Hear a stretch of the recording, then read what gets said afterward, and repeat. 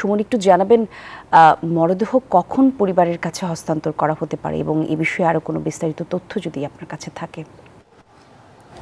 ধন্যবাদ।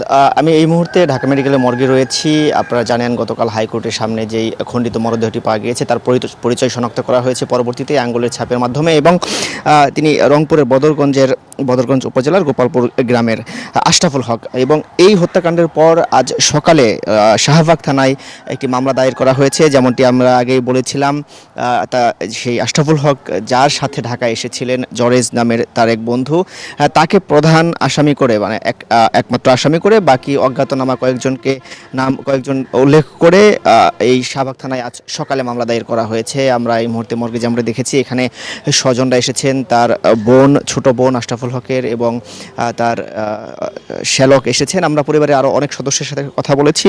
তারা যেমনটি বলেছেন, তারা চাচ্ছেন এই ঘটনার সুষ্ঠু তদন্ত হোক এবং তদন্তের মাধ্যমে প্রকৃত যে আসামি তার যেন সর্বোচ্চ শাস্তি নিশ্চিত হয়, এমনটি দাবি করছেন। এবং আমরা জানতে চেষ্টা করেছিলাম এই ঘটনার পেছনে বা আগে পরে কখনো এই আশরাফুল হককে কোনো হুমকি দেওয়া হয়েছিল কিনা বা কারোর সাথে শত্রুতা ছিল কিনা। তবে পরিবারের পক্ষ থেকে যেমনটি জানানো হয়েছে, তিনি নিছক একজন সহজ সরল মানুষ ছিলেন এবং ধার্মিক লোক ছিলেন, কারোর সাথে কখনোই কোনো শত্রুতা ছিল না এবং পরিবারের কাছে কখনো বলেনি তাকে কখনো হুমকি দেওয়া হয়েছে কিনা। তবে তিনি পার্শ্ববর্তী দেশ সহ কয়েকটি দেশ থেকে বিভিন্ন ধরনের বিশেষ করে পেঁয়াজ সহ কাঁচামাল আমদানি করতেন এবং সেটি বিভিন্ন বাজারে বিক্রি করতেন। এবং সাথে যিনি ছিলেন জরেজ, তিনি দীর্ঘদিন বিদেশে ছিলেন। বিদেশ থেকে আসার পর তার সাথেই ঢাকায় আসেন এবং 3 দিন আগে ঢাকায় এসেছিলেন।